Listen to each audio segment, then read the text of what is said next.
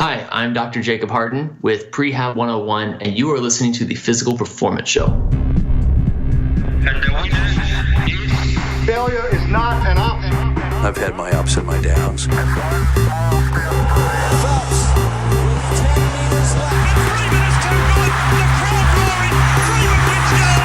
I think it's an absolutely breakthrough experience. Welcome to the Physical Performance Show, the show designed to inspire the pursuit of your physical best performance. I'm your host, Brad Beer. Listen in as we delve into how the world's top physical performers achieve their success, as well as the highs, the lows, and the journey of getting there. Let's get ready, set, let's go.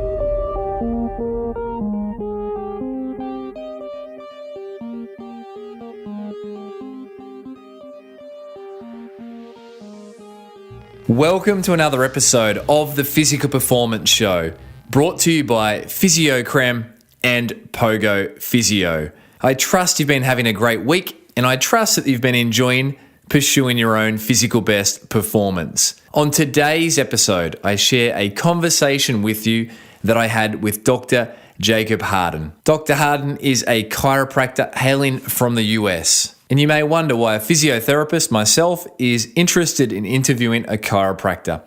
Well, it's really simple.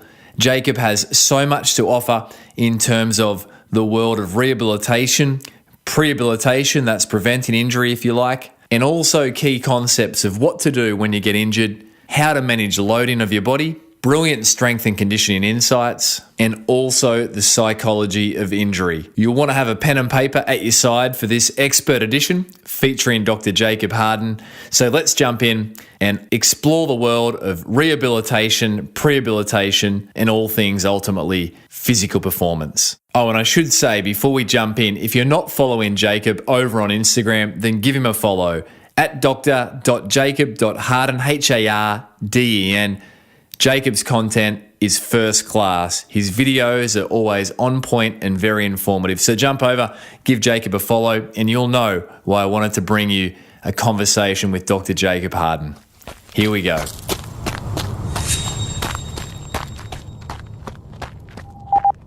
Dr. Jacob Harden, this is an absolute thrill. I have been a fan of your work online for really as long as I can remember, as long as you've been out and doing what you do. So absolute thrill to have you on. And you're sitting, I believe, at home there in Orlando, Florida. Yes, I'm super excited for this. Whenever our friend Hamish asked me if I wanted to be on this show, I was like, oh my gosh, absolutely. Because I think I was actually reading an article on the Pogo Physio website whenever I actually checked that message. So it was like this perfect serendipity thing. Wow, those things are always a spooky, but it's amazing where dots join, isn't it?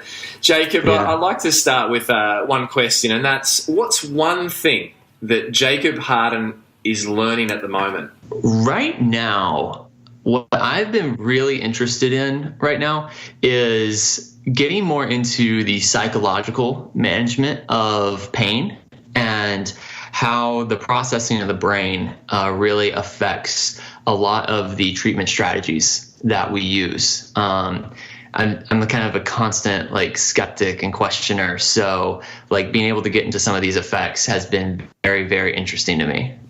And so when you say the processing of the brain, the psychology of pain, can you put listeners in perspective with what you mean? Obviously, you mean professionally in your work. You're a chiropractor. I see you more as a movement corrector, strength and conditioning. You're not you're not just doing passive modalities. You're far from that.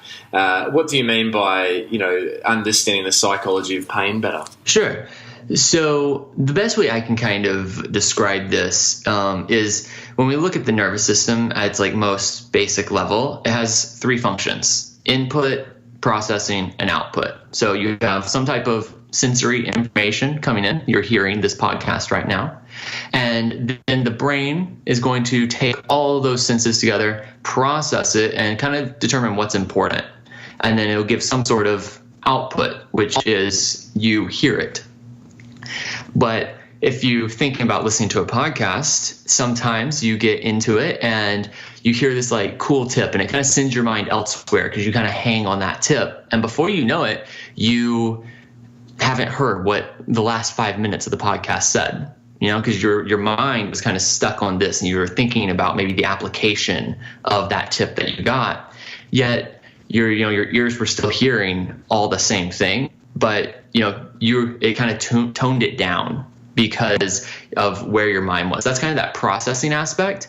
And the same thing happens with some of our treatments and some of the effects of pain, which, we can talk about as we get deeper into this, but what you expect to happen with the treatments, what kind of confidence you have in those, how they can actually affect the results that you get with it. It is so multidimensional, and I think it's healthy, Jacob. I agree with you entirely that there is a shift away from this structure diagnosis-based model and towards a more greater awareness of how these inputs and outputs work. And the works of Peter O'Sullivan and Lorimer Moseley, the Noy Group, are they some of your key influences in this area? Or is this something that's purely organically just you're evolving into as a practitioner and as a professional yourself? I definitely started my journey into that with Professor Moseley and Butler and O'Sullivan in all their work.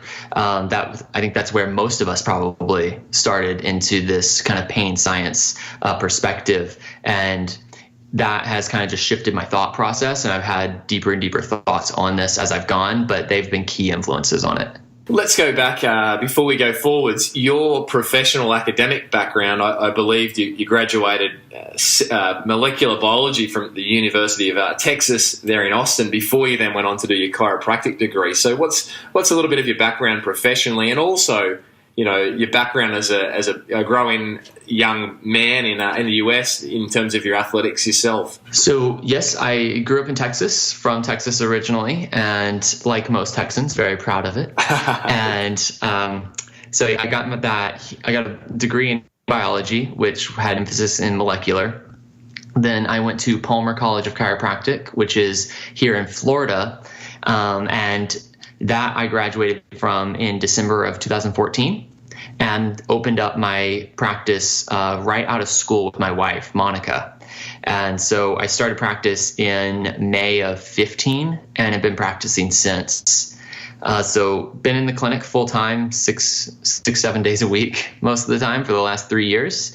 And now am teaching a bit more with this new company that I started called Prehab101, which I'm sure we'll talk about a little bit more as we go along.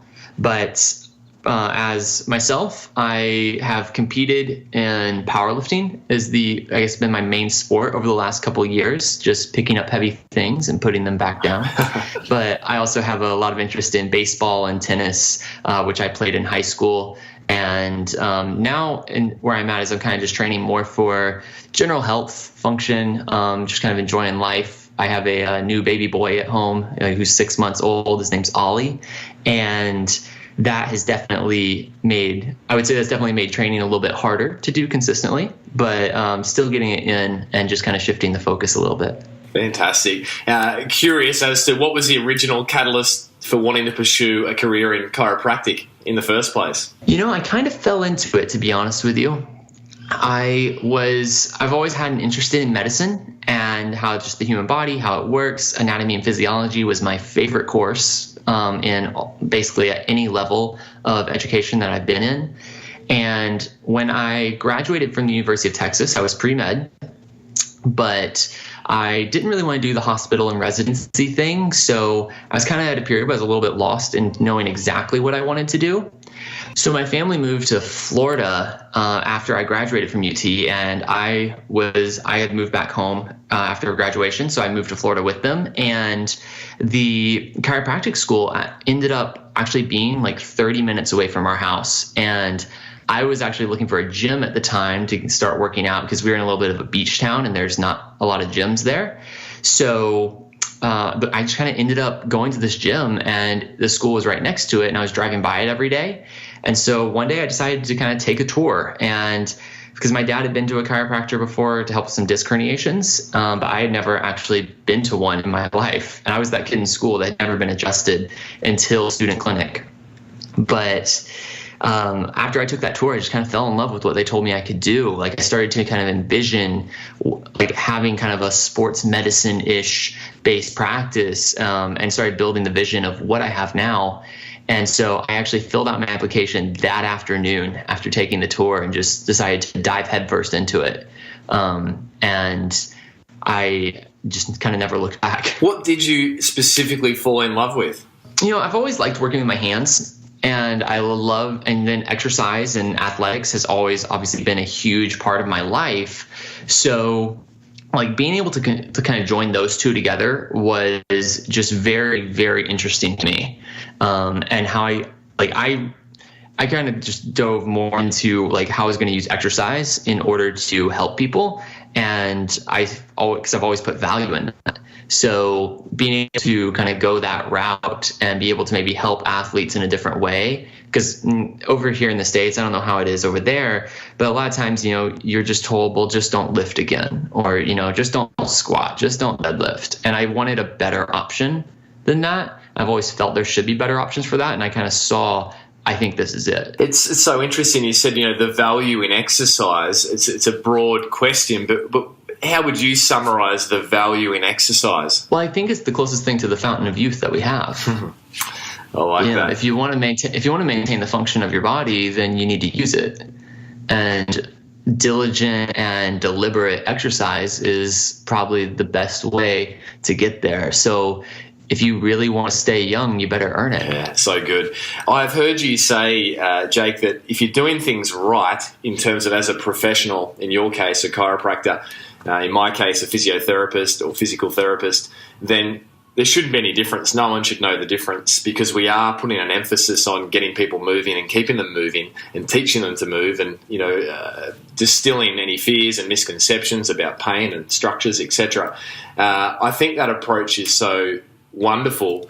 Where has that evolved from you, where you're like, I don't care if I'm a chiro or PT, we're just here to help empower people with their movement through exercise? What's been the genesis of that for you? It's been one that just kind of gradually shifted over the course of the last couple years. Probably when I came out of school, I was definitely doing a lot more manual work, which, is what we were taught much more in chiropractic school, is the adjusting and being a little more hands-on there.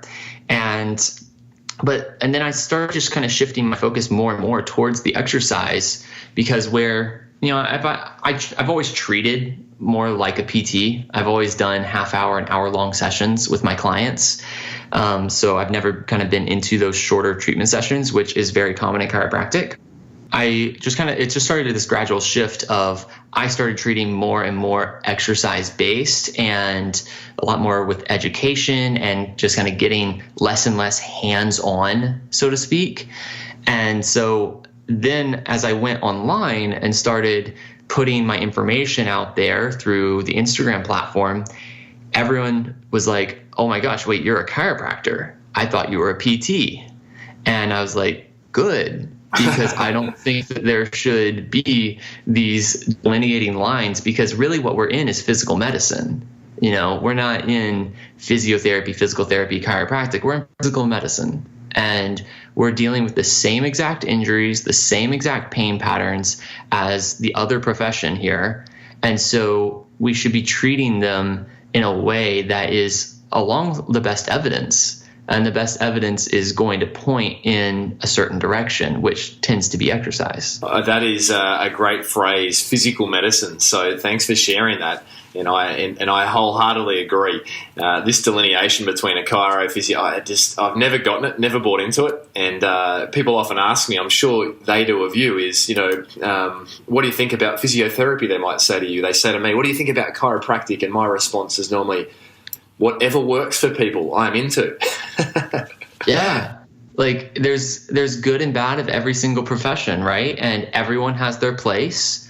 And if it helps you get better, then like I'm down for it. Yeah, it's a big world. There's plenty of people in the world, and there's plenty of practitioners, and it's it's such a liberating approach. So well done. Before we move off the clinical practice in terms of as a building, so to speak, I'm just intrigued with something you mentioned, and that was you came out of school and yourself and Monica went straight into owning your own practice or opening your own clinic.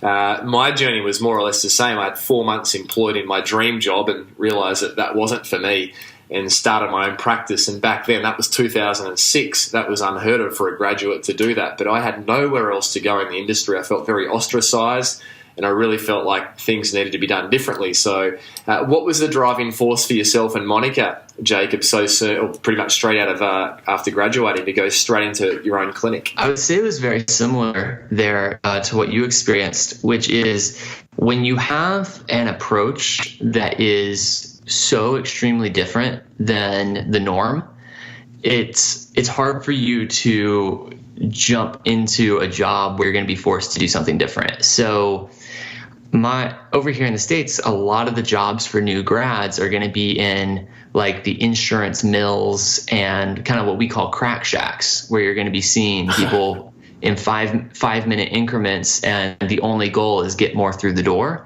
I just morally could not do that. And so I wanted to do things my way. I'm stubborn that way, and wanted to be able to do more of this sports thing straight out of school. And luckily, living at home through chiropractic school, I had saved a bunch of money because like this was my vision from day one. So I was just kind of dead set on it, and I wasn't willing to turn my back. And very, very lucky, Monica was kind of on that same page. She wanted to do things our way, and our treatment philosophies aligned very well. So we decided to go for it. So Monica graduated with you as well, Jacob? Yes. So she was, we actually met in chiropractic school, and we were in the same class, and then she graduated with me, and we opened practice together. Yeah, brilliant. And I really, what jumped out, you just said morally, there was a way that you felt things should be done, and you couldn't just bend yourself to do things in a way that didn't align with, your morals or your values. And I've found that even with physiotherapy here in Australia, there's certain practices or states that might do 15 or 20-minute appointments, and I know that's a multiple beyond a 5-minute crack shack appointment, which you just described. But, I can't do any less than a half an hour for a review and an hour initially. I mean, we're in the business of working with people, right? Right. Like, I think that it is just, it's this total mindset shift away from I'm treating an injury to I'm treating a person with an injury, or I'm treating pain to I'm treating a person with pain. Unfortunately, just like, it's not even unfortunate. It's just people need more than that. They need connection. I mean, there's even a study that showed that patients get better results if they felt their doctor cared about them. That's amazing. Yeah, extraordinary. So we just can't write off this human connection. Yeah, absolutely. So well done. Keep going. Shifting gears to talk about some key concepts of which you're very well versed. That is empowering people on, some key topic areas, I guess I'd describe them as, Jacob. And, they'd be things like load management, the importance of movement technique, making modifications to keep yourself training, mobility, recovery. So can we just pull apart some of those key areas? Oh, absolutely. That's my jam. Come on, let's do it. So let's start with this concept of load management. It's certainly a buzz phrase, if you like, load in physical medicine, as you described it before today. But to you, what does load management mean? And as a listener, how can it apply to the listener, Jacob, in terms of their pursuit to perform at their physical best in life? So let's say that load, at first, because load can be something that I think we get in the medical world, but maybe doesn't necessarily translate to the public as well. It's just physical stress. So physical stress to your body, think if you're working out, you're applying some sort of physical stress or some sort of load to the body that must be dealt with. And so that stress or that load is something that can either make you or break you, basically, because it's going to be the stimulus to adapt and get stronger, faster, but too much of it can also lead to injury, because our bodies do have a breaking point beyond which they just can't handle anymore. So I see kind of how we get hurt as being two different ways. You either have what we call the acute overload, which is thinking in a single instant the stress that you apply to your body was too much. That could be something like, in football, someone slides into your knee and then, they tear the ACL, or you step off a curb wrong, roll the ankle, and in that single instant, something sprains. So that's like the acute, in the moment, one thing happens. And then we have cumulative overload, which tends to be a little bit more common, but that is like doing too much too quick, or just not recovering enough. So stress kind of builds up, you get fatigued, and then things start to hurt. And I'd say that's been much more the common one. So load management is kind of just making sure that your body's ready for what you want to throw at it, if I had to simplify it down to the best of my ability here. And so I really like that. It's simple is good. So just making sure your body's ready for what you're going to throw at it. And, I've been thinking practically, Jacob, for a little while around just the basic sort of seesaw type approach, or two dials on a dashboard. We've only got the amount of load we put on our body, our training, our daily activities, and then we've got our capacity to deal with that load. And at both times for performance, we're trying to dial that up. And so pretty much most things we do speak to those two sides. The word resilience, I've heard you use that before in your content and in audio. What does that mean to yourself professionally, and how does the word resilience apply to listeners? Sure. So resilience I use it synonymously with that capacity term.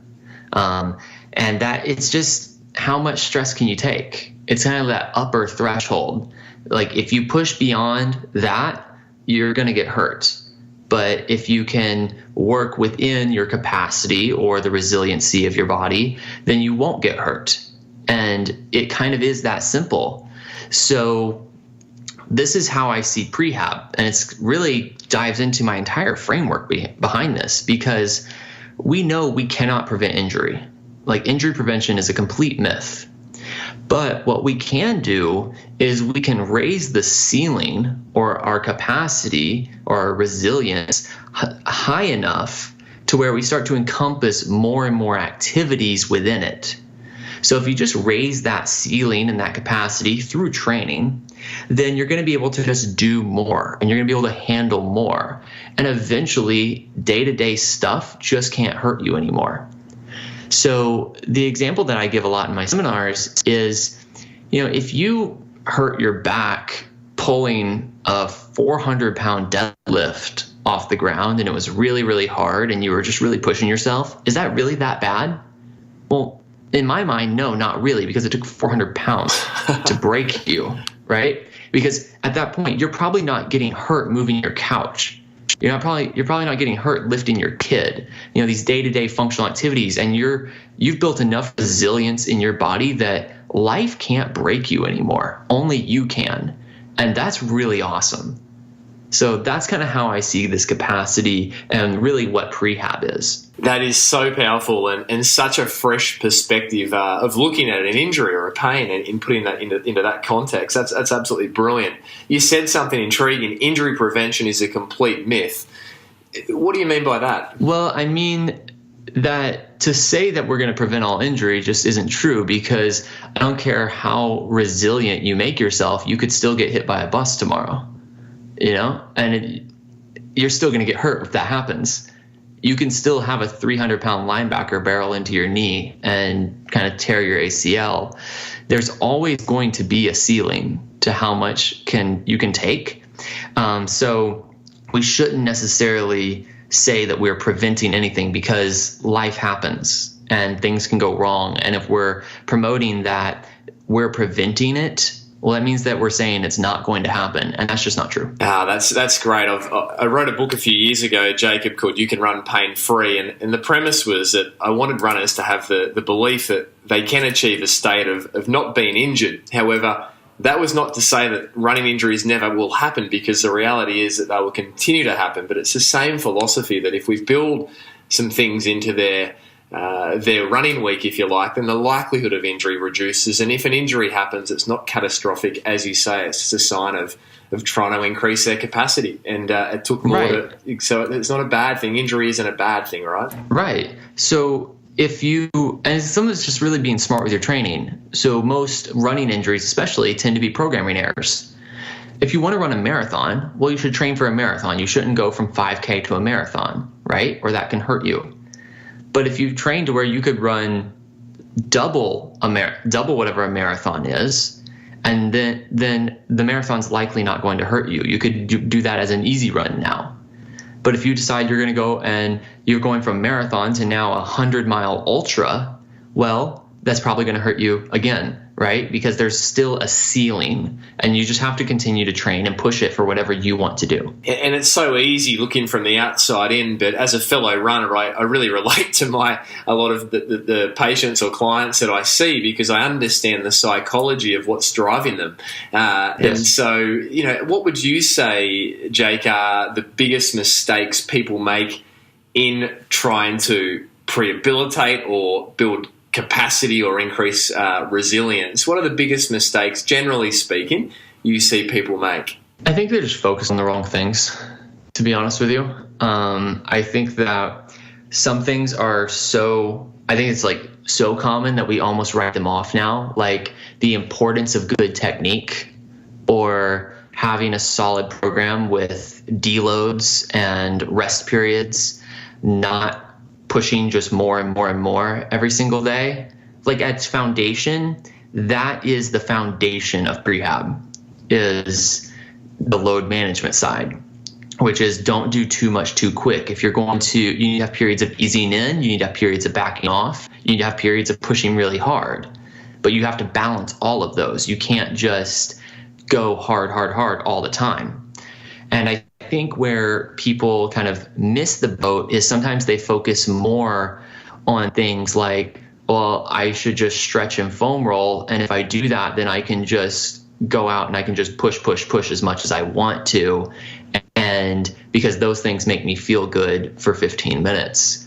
And so I see that a lot in my clinic, is that people are coming in, they ask me like, okay, well, I do my stretches, I do my mobility work, etc., but why I still got hurt here? I'm like, well, your technique is terrible, or well, you've been like trying to max out every day for the past 6 days, or with running, well, you were doing like 3 miles 2 weeks ago, and now you're up here and you're trying to run 7 every day. Like this, we're just not focused in the right spots. And do you think the focusing on the wrong things is a result of ignorance, or is it a result of knowing? I think I have a sense that most runners know they should factor in rest days more often and light runs rather than pushing the pace. And on most runs, I think they intuitively know that, but there's that anxiety, that fear to pull back.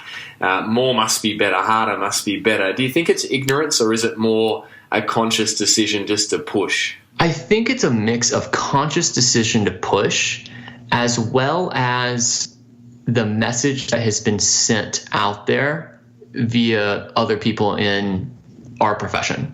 I think that over the last 5 or so years, things like the more passive recovery things have taken and kind of come to a forefront a lot more. And like most things, whenever something new comes in, we kind of hang on it and the pendulum swings a little bit too far.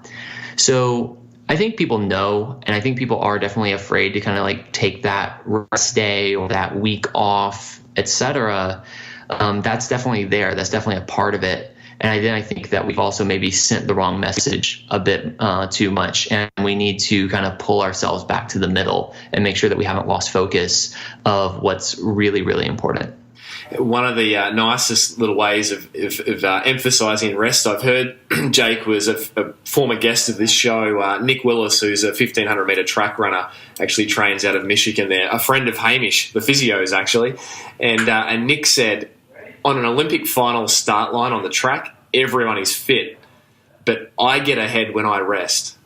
everyone's doing the work, but I get ahead when I rest. And I thought, wow, that was profound. Right. So we just think about it this way, is if you really want to make progress, you have to be able to recover from the stress you apply. Because how do you feel after your hardest run? You're fatigued. You're tired. After your hardest run, you're not ready to go out and do it again right after. So because of that fatigue.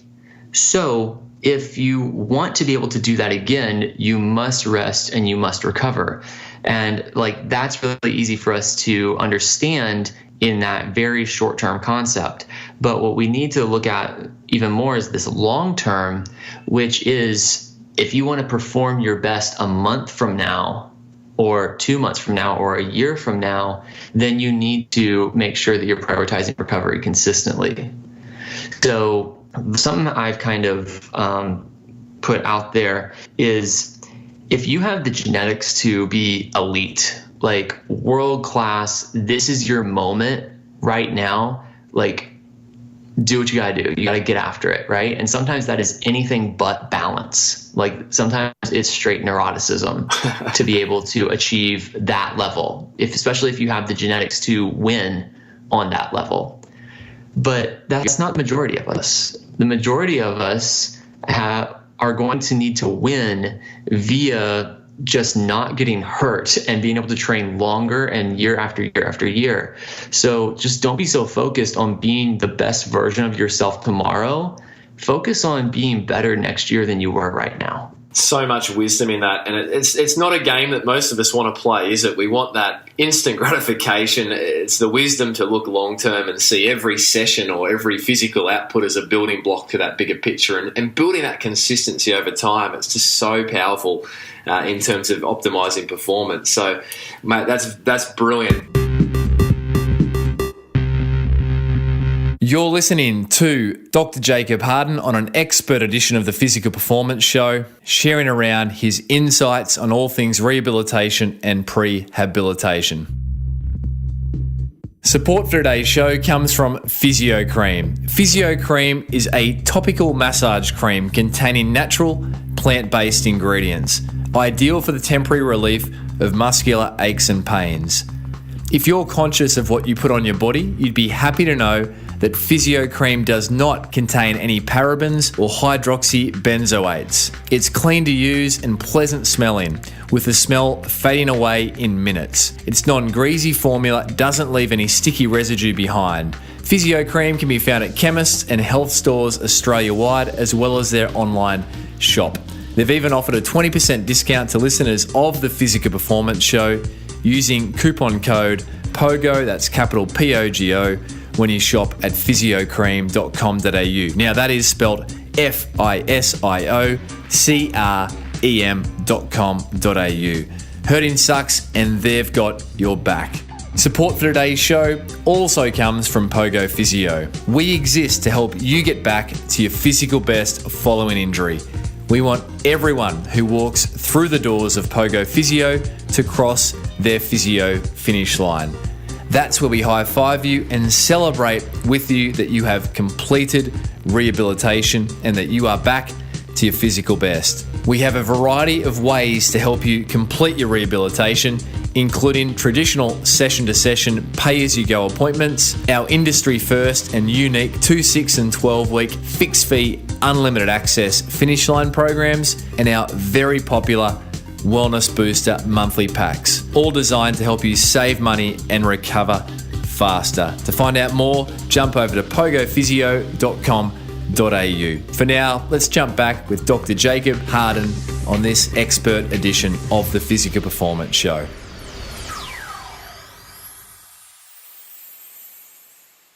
Let's talk about technique. You mentioned, having mistakes or gaps or deficits in people's, movement or techniques, in strength and conditioning as an example in just day-to-day activities.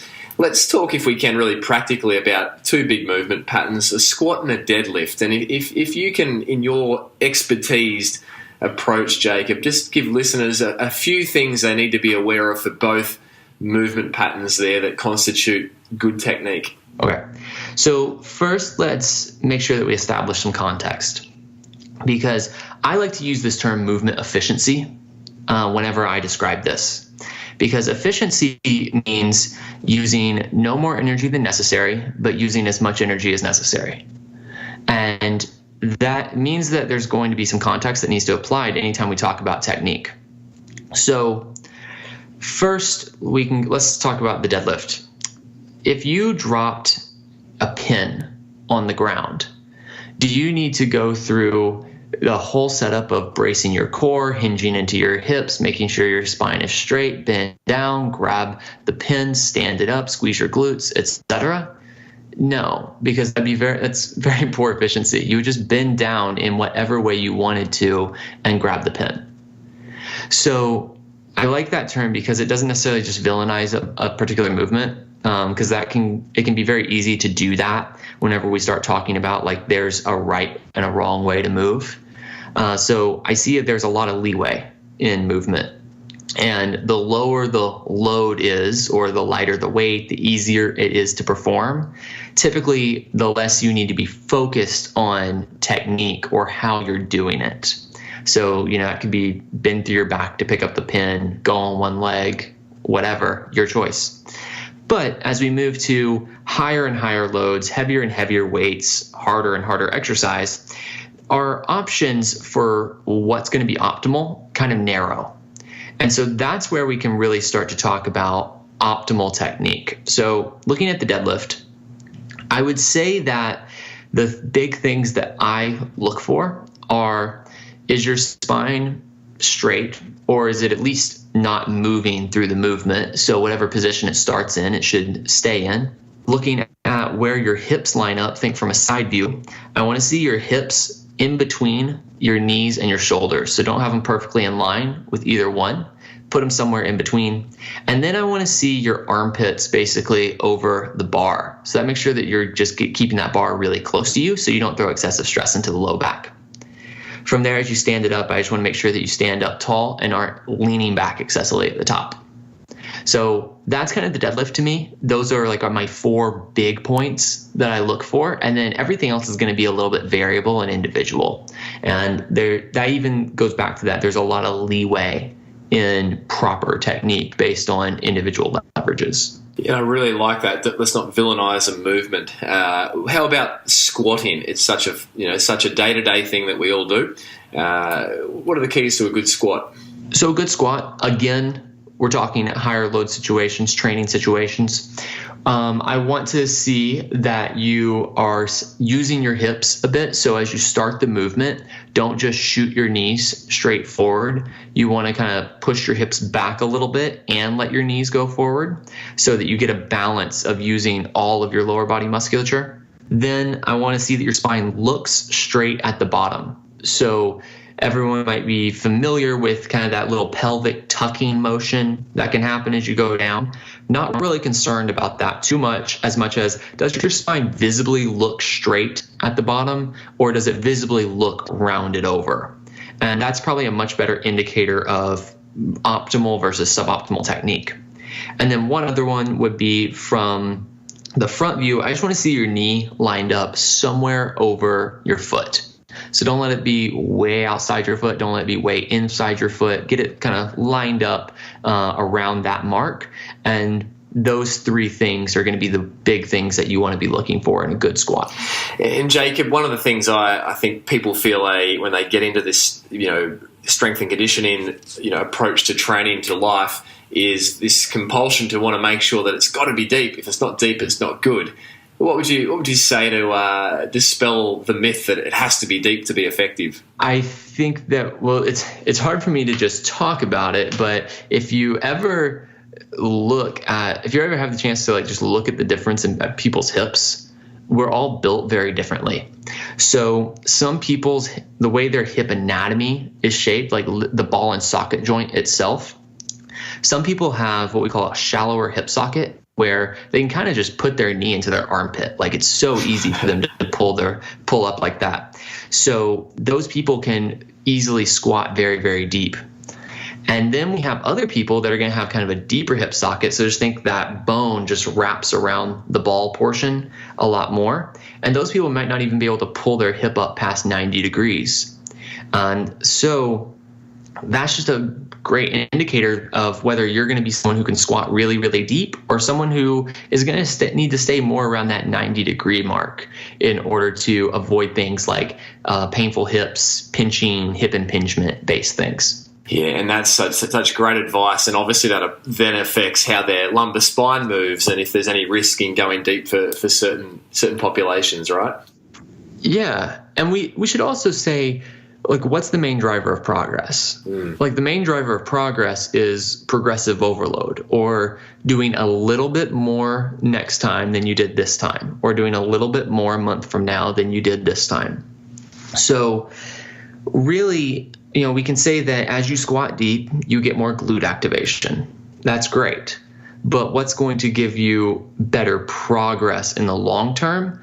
A little bit more glute activation, and then you getting hurt because now your hips hurt all the time, squatting in a position that you shouldn't be in, or kind of maybe decreasing the activation side of things, but being able to train pain-free consistently day after day after day because you put yourself in the best position for what you're built for. It's that old adage, progress over perfection, isn't it? There's no such thing as a perfect movement pattern anyway, but progress, keep that top of mind. Jacob, what would you say to the listener who sees all the strength and conditioning going on, whether it's on social, just through their training group or peers, but they themselves feel very ill-equipped on the first steps to take they realize they need to start moving loads greater than their body weight? What's the first practical sort of step that you'd give to encourage people on how to move towards safely and confidently, starting to build their capacity through some strength and conditioning type work? Big question, I know. Well, realize that you don't have to use the barbell from day one, because the barbell can be kind of scary to load that weight directly on your back. Dumbbells are great, kettlebells are great, and a lot of times they allow you to use some lighter loads or some lighter weights and kind of perfect your technique. Don't be afraid to just take your time, move slowly, and don't emulate the biggest, baddest guy in the gym, because he's likely built himself there over time. And coming from someone who started training in the 6th grade at 13 years old, I can tell you we all had Bambi legs the first time we squatted. Our arms all shaked the first time we did a bench press, and that is perfectly okay. And the grand majority of people they're stoked for you to see you in there, like, trying to better yourself. And as long as you're in there doing it, then keep going. So just take your time learning the technique. Pick just a handful of movements to start and master those. And then start getting really, really strong at those. The ones I would suggest would be a squat, some form of deadlift or hip hinging movement, some form of lunge, a press, a row, and something overhead. That's going to cover you for the majority of movements that you are going to perform in day-to-day life as well, and really start building that resilience for all of your day-to-day activities. Oh, that is so practical and simple. Thank you for sharing. What would you say to the listener who is already performing at a decent level athletically or whatever their physical pursuit is in life, but they aren't sold? So unlike the person you just spoke to, which is someone that knows they want to get started but doesn't know how, what would you say to the person that just doesn't believe there's any benefits to be gained by some time each week being spent building resilience through strength and conditioning? That's a harder one. Well, I would say that what gives you the better chance of what's going to help you to attenuate the stress that you're going to throw your body? A bigger muscle or a smaller one, right? Probably a bigger muscle, having more tissue in order to help you. That goes especially for runners, in that if we look at something like shin splints, which plagues a lot of people, one of the best things that you can do is go up and build the actual size of your calves so that all of that muscle can help attenuate some of the shock that goes into the bone there. So I mean, if you're not sold on it, then just I would say, hey, listen to us, believe us, and give it a little bit of a try, because you're likely going to see your performance elsewhere improve. Yeah, so good. I work a lot in the endurance sports space, triathlon, distance running, and I had my own wake-up call in my mid to late 30s where I was diagnosed with some low bone mass in my lumbar spine. And as I delved into, I'd always appreciated the benefit of strength and conditioning and often hadn't prioritized time for it throughout my competitive years. And then my work busy years, I'm like, I just want to go out and run. However, my diagnosis of some low bone mass in my spine, drove me to the fact, you know what, I've got to be in the gym twice a week, at least 30 minutes, even if it's just that, lifting heavy stuff. All the research for, as an example, optimizing, trying to improve bone mineral density in the lumbar spine and the hips says that you need to be doing heavy squats and heavy deadlifts. And so that was a real drive along for me. So there is so much to be gained that we just don't even appreciate, even outside of the performance space. It's got to do with our health long term, right? Right. And I would say also just think about moving in different ways, right?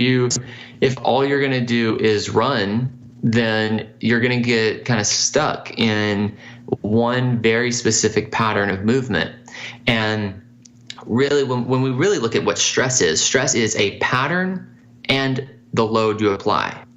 So the pattern, aka the positions your body is in or the movement you're performing, will determine what tissues take on that load. The load itself is the magnitude. How much stress is it? So if you're only going to perform a very small subset of movements, then you're only going to apply stress to certain tissues, which means you can only build resiliency in those specific tissues. So by getting in and maybe strength training, you're going to be moving in different ways, taking your joints through different ranges of motion, and therefore you're going to be applying stress to the body through just more variable ways, which means that you're going to be more resilient to different activities, because life doesn't happen in just a running pattern. We also have to pick things up. We have to lift things overhead, pull things to us, push things away. Yeah, great. Very practically, with your practitioner hat on, what are the three biggest mistakes people make in managing injuries? Three biggest. They push through it for too long. When it finally gets so bad, they just rest and stop. And the last one being that once it feels better, they jump right back into it. So first one there, if something hurts and it's not feeling right, you're not going to lose all your progress by taking a little bit of rest early on. But also, you should also be able to just modify things to make it pain-free.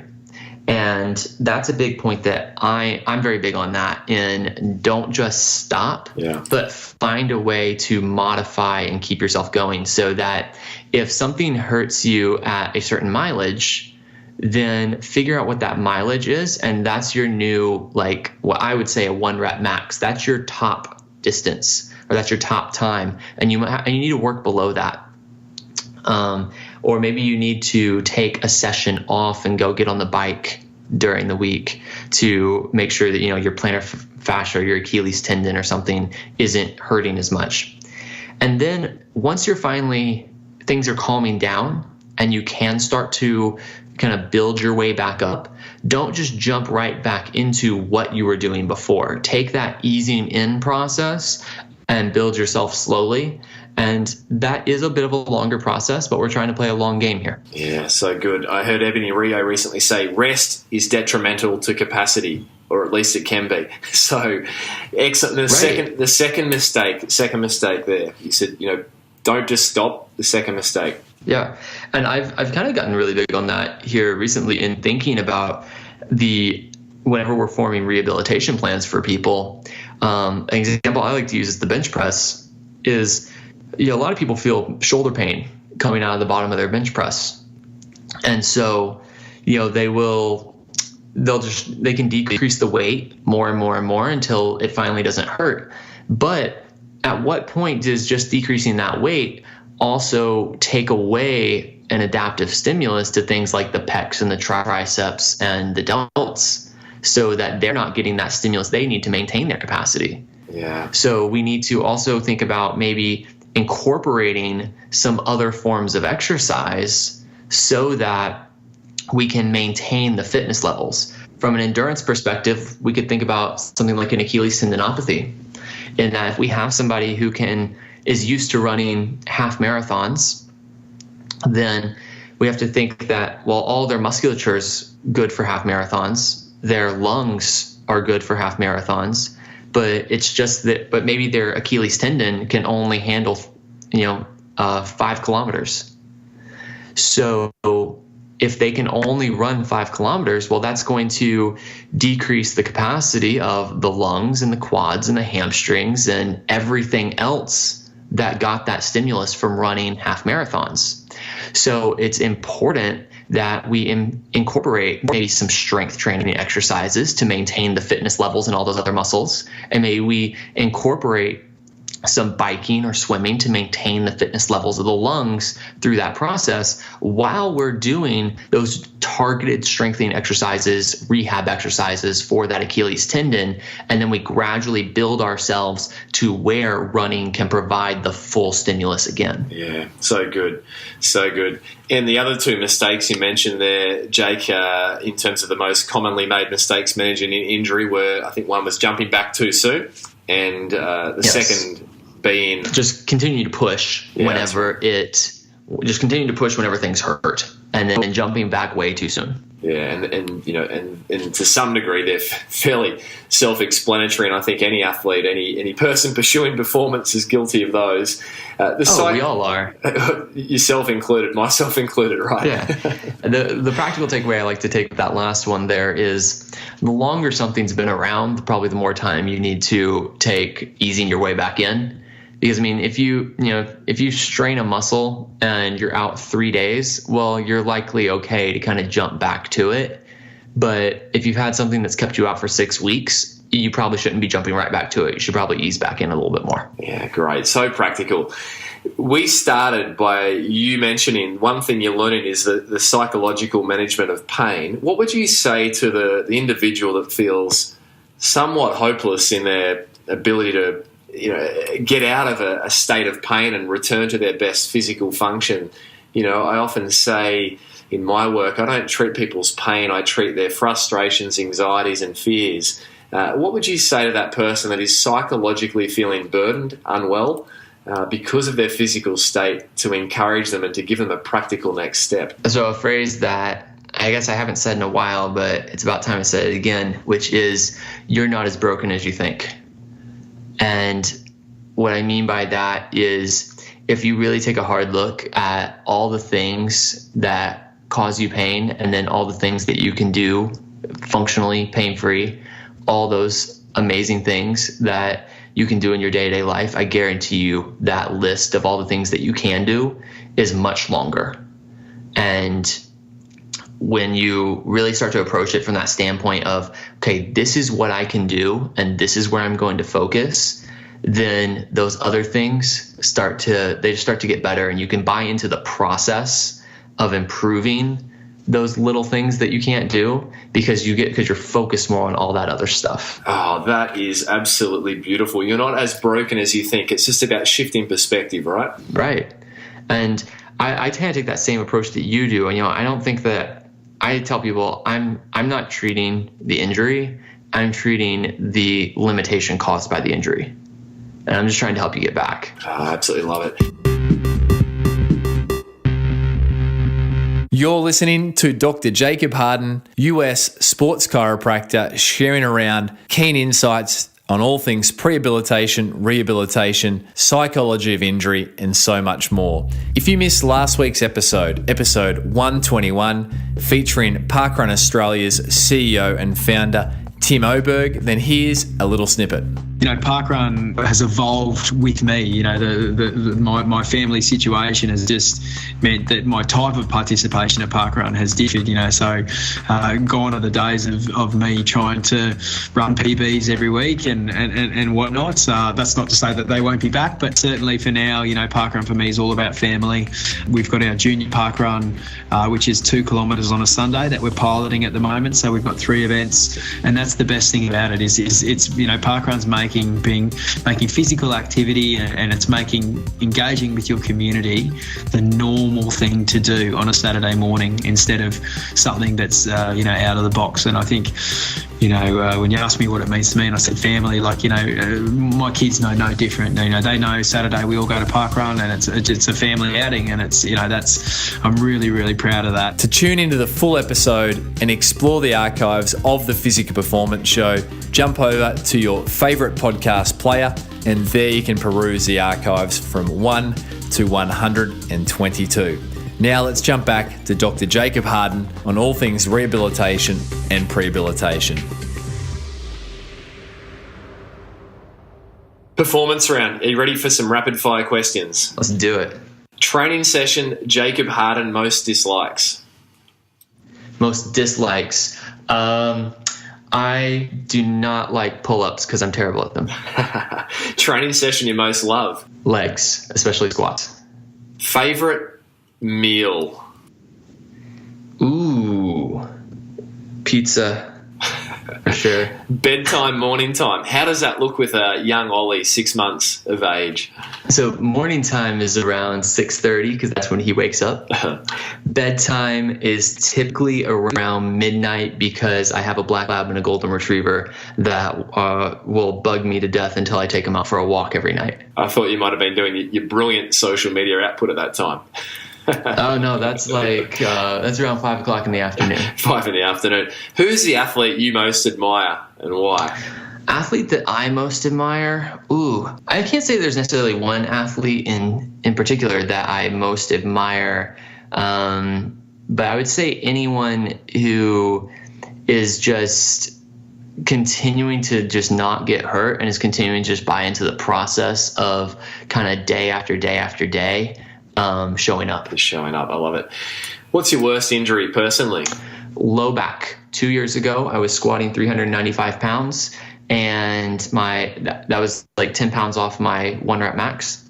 Came up out of the bottom of it. My hips kind of shot up, so I was doing kind of a good morning motion, and then my low back kind of buckled under me, and I stood it up, but pretty nasty disc herniation in my back, and wasn't walking for a few days.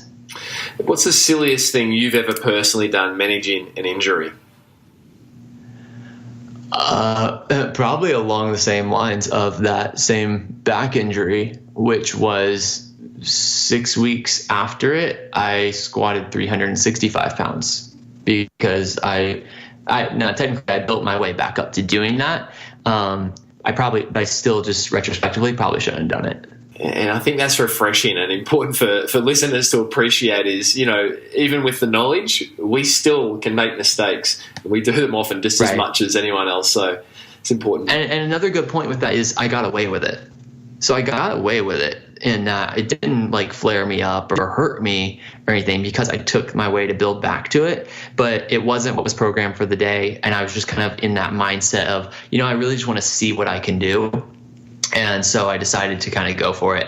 And I would say I kind of got lucky that I got away with that one. And hence why you'd classified as silly. I get it. Yeah, it was silly. Jacob Harden, Dr. Jacob Harden, if you could boil everything you have learnt through your professional career, your own athletic background, into one piece of advice to help listeners of this show perform at their physical best, what would your solitary piece of advice be? Don't do too much too soon. Very nice. Personality question. This is always fun. If Jacob Harden could have 3 people at a dinner table, living or past, who would be at yours and why? All right. First person I want to have dinner with, The Rock, because I just admire the guy so much and his work ethic and everything that he's doing. I would have, let's say, I would say Gary Vee, Gary Vaynerchuk, because I would just peddle him with questions about business and marketing and all that. And then one more is I'd probably have a family member that had passed away, because I would just want to see him again and say, hey. Very nice. Physical challenge for the week. Every guest of the Physical Performance Show issues listeners with a physical challenge. This can be easy, moderate, extremely difficult. What's Jacob Harden's physical challenge to listeners for the week going to be? All right. Physical challenge of the week. I'm going to make it easy on you guys, but I'm going to incorporate something not physical with physical here, because I find it very important.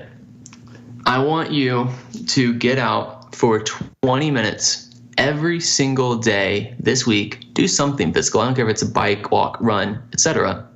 But during that 20 minutes, I want you to just get out and focus on all the good things that you have going on in your life, drop some stress, and be 100% present in what you're doing. That's so practical and so refreshing. Comes back to that perspective shift. Yes. Jacob, for people listening in, listeners who want to follow your journey, find you, where can they firstly find you on social? And then can you just speak to this Prehab101 ecosystem, I guess you'd call it, that you're deep into developing and really shipping worldwide? So if you want to find me, my main platform is going to be Instagram, and that is at dr.jacob.harden, last name spelled with an E. And everywhere else, YouTube, Facebook, Twitter, etc., I'm going to be just Dr. Jacob Harden. So easy to find me. Prehab101 is a seminar tour that I teach, and currently am in the US, Canada, UK, Northern Europe areas. We're going to be coming to Australia next year, so I'm really, really excited for that. And basically what I'm teaching is a lot of really practical stuff with what we talked about today, and strategies to reduce injury risk, manage loads, move a little bit more efficiently, set those kind of technical standards, improve mobility, recover better, etc. And then on the second day of my seminar, I go for more of a rehabilitation strategy. So we talk to more professionals, trainers, coaches, physios, chiros, anyone who has the responsibility of someone else's health in their hands, about how we manage injuries, how we make modifications for people and build them back up so they can reach their full functional capacity. Well, the work you're doing is making an incredible difference, and one of the things I admire about your work is it's just led with a spirit of generosity. I know you manage your own comments, and you will have hundreds of comments to respond to, and you do that so openly, and so your work comes from a great place, and certainly I've been a beneficiary, and I know many of the listeners will have been as well. And if you're yet to connect with Jacob, do jump over and give Jacob a follow, and I'll certainly be attending Prehab 101 once we see you down under. So thank you for your time there this evening, your time, Jacob. All right, thank you, Brad. I really appreciate it.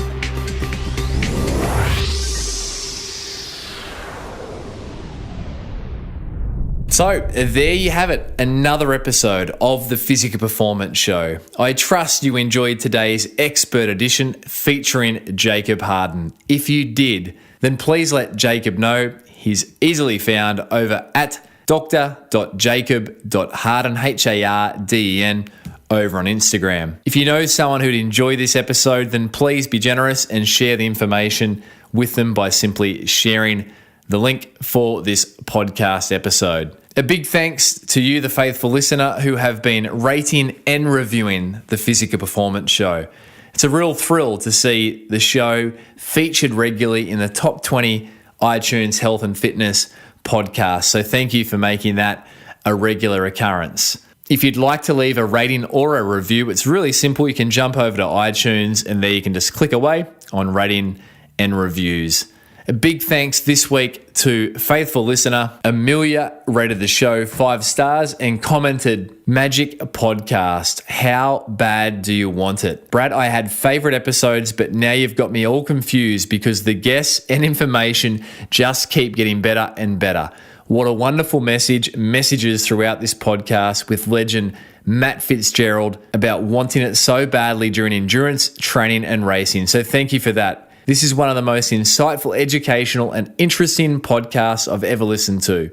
It's so important that as athletes, we don't let our minds be weaker than our bodies, and mental training is just like training any muscle. For anyone reading this podcast caters for all and everyone should get on board. I will use this podcast to help my students learn the benefits in all things health, fitness, training, and mental stamina across the HPE, teaching, and running worlds I love. 5 stars doesn't do this justice. Thanks again. Amelia, thank you for your ongoing support of the Physical Performance Show and for taking the time to leave both a rating and a review on iTunes. So thank you. Don't forget to keep your podsies of the week coming. That's simply a screenshot of the episode that you're enjoying, tagging myself in at Brad_beer. And you can go in the draw to win a weekly signed edition of my Amazon running and jogging bestseller, You Can Run Pain-Free. The book was recently released again as the 2nd edition, revised and expanded, featuring extra content.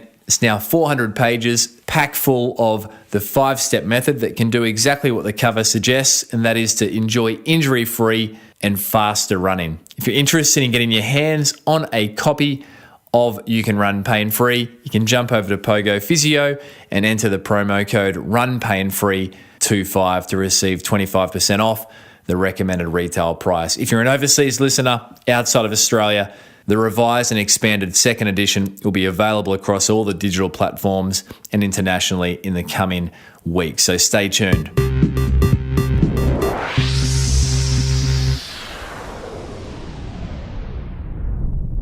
A big thanks to the good folk who make the Physical Performance Show possible every week. That's Daryl Misson, our audio engineer, Matthew Olding, all things graphic design, and Susan Wilkin, all things show administration. Another big and hearty thanks to today's show sponsor, Physio Cream, who make this show possible. Podcasts, while free to download, are not free to produce. So thank you, Physio Cream.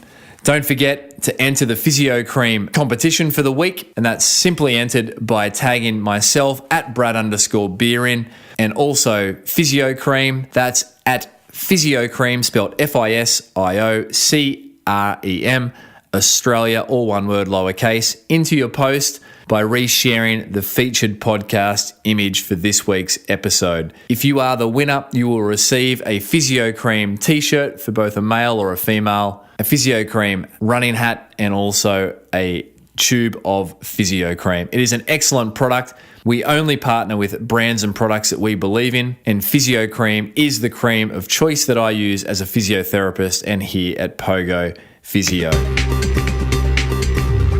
All right, coming up next week on the Physical Performance Show, I bring you a conversation that I had recently with best-selling author of the book Endure, Mind, Body, and the Curiously Elastic Limits of Human Performance. Alex Hutchinson, author of Endure, and myself caught up for what was an enthralling conversation around all things human performance and endurance. In Endure, Alex reveals why our individual limits may be determined as much by our head and heart as by our muscles. He does an incredible job in presenting an overview of science's search for understanding human fatigue, from crude experiments with electricity and frogs' legs to sophisticated brain imaging technology. This is a book that took a decade to write.